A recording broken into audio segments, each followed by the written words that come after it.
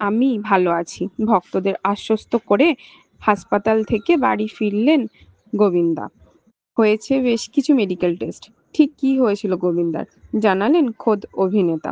গোবিন্দা ভক্তদের জন্য স্বস্তির খবর, হাসপাতাল থেকে বাড়ি ফিরলেন অভিনেতা। এখন সুস্থ আছেন তিনি।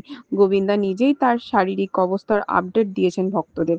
অভিনেতাকে 12ই অক্টোবর গভীর রাতে মুম্বাইয়ের একটি হাসপাতালে ভর্তি করানো হয়। হঠাৎই অজ্ঞান হওয়ায় অভিনেতাকে হাসপাতালে ভর্তি করানো হয়েছিল। অভিনেতার কী হয়েছিল সেটা তিনি নিজেই সংবাদ মাধ্যমে তার হেলথ আপডেট দিয়েছেন। গোবিন্দা বলেন, আমি অতিরিক্ত পরিশ্রম করেছিলাম, যে কারণে এমনটা ঘটেছে। ডাক্তাররা ওষুধ লিখে দিয়েছেন, তাই এখন আমায় ওষুধের ওপরই থাকতে হবে।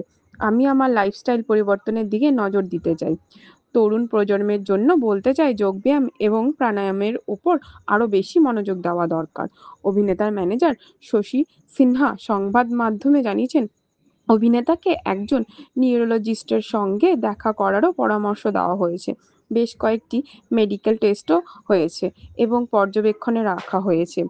গোবিন্দা যখন অজ্ঞান হয়ে পড়েছিলেন তখন স্ত্রী সুনিতা এবং তার মেয়ে টিনা বাড়িতে ছিলেন না।